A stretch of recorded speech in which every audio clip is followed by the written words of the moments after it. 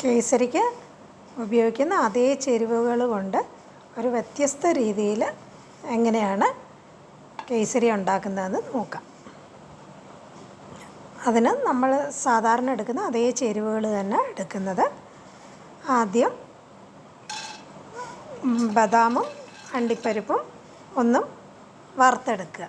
നെയ്യ് ഒഴിക്കേണ്ട.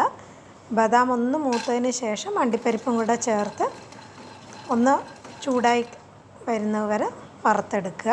എന്നിട്ട് അത് തണുത്തിട്ട് ഒന്ന് ചെറുതായിട്ടൊന്ന് മുറിച്ച് വയ്ക്കുക.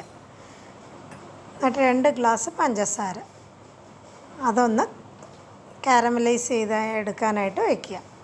പഞ്ചസാര ഒന്ന് ഉരുകി തുടങ്ങുമ്പം അത് നന്നായിട്ട് യോജിപ്പിച്ചതിന് ശേഷം അത് മുഴുവൻ അലിയിപ്പിക്കേണ്ട കാര്യമില്ല. നമ്മൾ പാലൊഴിച്ച് അലിയിപ്പിക്കുക തന്നെയാണ് ചെയ്യുന്നത്. മുഴുവൻ അലിയിപ്പിക്കുകയാണെങ്കിൽ പിന്നെ അതും മുഴുവൻ കാരമലൈസ് ചെയ്ത് അതിനൊരു വ്യത്യസ്ത സ്വാദായിരിക്കും. അതിലേക്ക് ഒരു ടേബിൾ സ്പൂൺ വെണ്ണയും കൂടെ ചേർത്ത് അതിലേക്ക് പാലൊഴിക്കുക. ആദ്യം നമ്മൾ തിളപ്പിച്ച പാലാണ് 3 കപ്പ്. 1 കപ്പ് നമ്മൾ റവ എടുക്കുന്നതിന് 2 കപ്പ് പഞ്ചസാരയും 3 കപ്പ് പാലുമാണ് എടുക്കുന്നത്. ആദ്യം പാലൊഴിക്കുമ്പോൾ ഇതുപോലെ മുഴുവൻ ഒരു ബ്ലോക്ക് പോലെ കട്ട പോലെയാവും. അത് ഒരു മീഡിയം തീയിൽ വെച്ച് നന്നായിട്ട് അലിയിപ്പിച്ചെടുത്താൽ മതി. അതിൽ ആ പഞ്ചസാര മുഴുവനും അലിഞ്ഞതിന് ശേഷമേ നമ്മളിനി റവ ഇടാനായിട്ട് പാടുള്ളൂ. നല്ലോണം അലിഞ്ഞ് വന്നതിന് ശേഷം അതിലേക്ക് 1 കപ്പ് വറുത്ത റവയാണ് ചേർക്കുന്നത്. നമ്മൾ ഏത് കപ്പാണോ എടുക്കുന്നത് അതേ കപ്പിൽ എല്ലാ അളവും എടുക്കുക. 1 കപ്പ് റവ, 2 കപ്പ് പഞ്ചസാര, 3 കപ്പ് പാൽ. റവ ഇട്ടതിന് ശേഷം നല്ലോണം ഇളക്കി റവ നന്നായിട്ട് വെന്ത് വരുന്നത് വരെ ഇളക്കിയെടുക്കുക. കട്ട പിടിക്കരുത്. വലിയ തീയിൽ വെച്ചല്ല, ഒരു മീഡിയം തീയുടെ താഴെ വെച്ച് വേണം വേവിച്ചെടുക്കാൻ. എങ്കിലേ നല്ലോണം വെന്ത് കിട്ടത്തുള്ളൂ. പഞ്ചസാര ഉള്ളത് കൊണ്ട് റവ വേകുമോ എന്നുള്ളൊരു സംശയം വേണ്ട. നന്നായിട്ട് വെന്ത് വരും. അതിലേക്ക് ഒന്നുകിൽ 1 ടീസ്പൂൺ ഏലക്കാപ്പൊടി ചേർക്കുക. ഇല്ലെങ്കിൽ ഇതുപോലെ 1/2 ടീസ്പൂൺ ഒരു വ്യത്യസ്ത ടേസ്റ്റിന് വേണ്ടി ബട്ടർ സ്കോച്ച് എസൻസും വാനില എസൻസുമാണ് ചേർത്തത്. അല്ല, ഏലക്കാപ്പൊടി മതി എന്നുണ്ടെങ്കിൽ ഏലക്കാപ്പൊടി ചേർക്കുക. അതിലേക്ക് നമ്മൾ വറുത്ത് വെച്ച അണ്ടിപ്പരിപ്പ് ഇതുപോലെ ചെറുതായിട്ട് അരിഞ്ഞ് ചേർക്കാം. ഇല്ലെങ്കിൽ നമുക്ക് അതൊന്ന് പഞ്ചസാര കോട്ട് ചെയ്ത് ചേർക്കാം. അതാണ് ഒന്നും കൂടെ സ്വാദായിട്ട് ഉള്ളത്. അതിന് വേണ്ടി 1 കപ്പ് പഞ്ചസാര ആദ്യം അലിയിപ്പിച്ചതുപോലെ തന്നെ ഒന്ന് അലിയിപ്പിച്ചെടുക്കുക. അത് മുഴുവനായിട്ട് നല്ലോണം അലിഞ്ഞ് ഒരു ഗോൾഡൻ നിറമാകുമ്പോൾ അതിലേക്ക് ചെറുതായിട്ട് നുറുക്കി വെച്ചിരിക്കുന്ന അണ്ടിപ്പരിപ്പും ബദാമും നമ്മൾ വറുത്ത് വെച്ച് തണുത്തതിന് ശേഷം ഒന്ന് നുറുക്കി വെച്ചതാണ്. അതും കൂടെ ചേർത്ത് ഇളക്കി നെയ്യ് പുരട്ടി ഒരു പ്ലേറ്റിലേക്ക് പകരുക.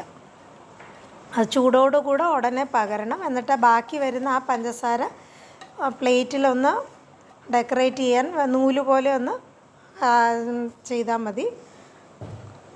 അത് ചൂടോടുകൂടെ തന്നെ ചെയ്യുകയും വേണം. ആ പ്ലേറ്റിൽ ഡെക്കറേറ്റ് ചെയ്യണമെന്നുണ്ടെങ്കിൽ ഒന്ന് ലെവൽ ചെയ്ത് വെച്ചിട്ട് തണുക്കാനായിട്ട് മാറ്റി വയ്ക്കുക. തണുത്തതിന് ശേഷം ഇതുപോലൊരു കത്തി കൊണ്ട് ഒന്ന് ഇളക്കിയെടുത്താൽ മതി. നല്ലോണം അത് ഒരു ബ്ലോക്കായിട്ട് തന്നെ ഇളകി വരും. ബാക്കി പാനിൽ വന്ന പഞ്ചസാരയാണ് ഇവിടെ സൈഡിൽ ഒന്ന് ഉരുട്ടി വെച്ചിരിക്കുന്നത്. അതും പൊടിച്ചെടുക്കാവുന്നതാണ്. ഇതൊന്ന് ചെറുതായിട്ട് ഇതുപോലെ ഒന്ന് പൊടിച്ചെടുക്കുക. മിക്സിയിൽ പൊടിക്കുകയാണെങ്കിൽ പൊടിഞ്ഞു പോവും. ഇത് തയ്യാറാക്കി ഇതാണ് ചേർക്കുന്നതെന്നുണ്ടെങ്കിൽ ഇത് നേരത്തെ നമ്മൾ കേസരി തയ്യാറാക്കുന്നതിന് മുമ്പ് തയ്യാറാക്കി വെക്കണം.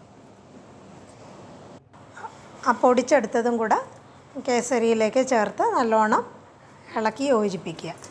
നന്നായിട്ട് ചുരുണ്ട് വരുന്നത് വരെ വേവിച്ചെടുക്കുക. ചെറുതീയിൽ ഒരു ബോൾ പോലെ സൈഡിൽ ഒട്ടിപ്പിടിക്കാതെ ചുരുണ്ട് വരും. അതുവരെ വേവിക്കുക. ഇപ്പോൾ ഏകദേശം ഒന്ന് ചുരുണ്ട് വരുന്നുണ്ട്. ഇതിലേക്ക് 1/2 ടീസ്പൂൺ വെണ്ണ ചേർത്ത് ബാക്കി 1/2 ടീസ്പൂൺ ബൗളിൽ ഗ്രീസ് ചെയ്യാനായിട്ട് മാറ്റി വയ്ക്കുന്നുണ്ട്. വെണ്ണ നല്ലോണം ഉരുകി വന്ന് നന്നായിട്ട് ചുരുണ്ട് വരുന്നത് വരെ ഇളക്കി യോജിപ്പിക്കുക.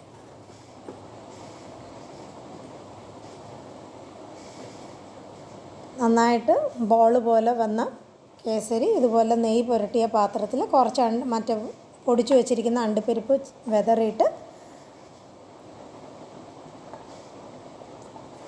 കേസരിയുടെ ആ മിശ്രിതം പകരുക. ഒരു നെയ്മയമുള്ള സ്പൂണ് കൊണ്ട് ഇതുപോലെ നല്ലോണം ലെവൽ ചെയ്ത് എടുക്കുക. താഴെ അണ്ടിപ്പരിപ്പ് ചേർത്തത് അത് നമ്മൾ ഈ ബൗളിൽ നിന്നും പ്ലേറ്റിലേക്ക് മാറ്റുകയാണെങ്കിൽ മുകളിൽ കുറച്ച് അലങ്കാരത്തിനാണ് ചേർത്തത്. അല്ല ഇതുപോലെ നന്നായിട്ട് ലെവൽ ചെയ്ത് ഇങ്ങനെ തന്നെ നമുക്ക് വിളമ്പാവുന്നതുമാണ്. ബൗളിൽ തന്നെ ഇതുപോലെ വിളമ്പാം. അല്ല ബൗളിൽ നിന്നും അൺമോൾഡ് ചെയ്യണമെന്നുണ്ടെങ്കിൽ ആ ശർക്കര ചൂടോടുകൂടി തന്നെ ഇതുപോലെ പ്ലേറ്റിലൊന്ന് ഇതുപോലെ ചുറ്റിച്ച് വെച്ചിരുന്നത് ആ പ്ലേറ്റിലേക്ക് ഈ ബൗളൊന്ന് തിരിച്ച് ആ ബൗളിൽ നിന്നും ആ കേസരി ഒന്ന് അൺമോൾഡ് ചെയ്ത് എടുക്കുക.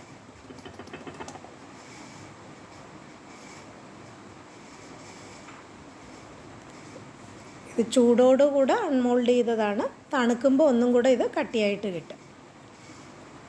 കൂടുതൽ അണ്ടിപ്പരിപ്പ് കൊണ്ട് അലങ്കരിച്ച് നമുക്ക് വിളമ്പാവുന്നതാണ്. എല്ലാവരും ഇതുപോലെ വ്യത്യസ്ത രീതിയിൽ നമ്മൾ കേസരിക്ക് ഉപയോഗിക്കുന്ന അതേ ചേരുവകൾ തന്നെയാണ് ഉപയോഗിച്ചത്. മറ്റൊരു രീതിയിൽ തയ്യാറാക്കി എടുത്തതേ ഉള്ളൂ.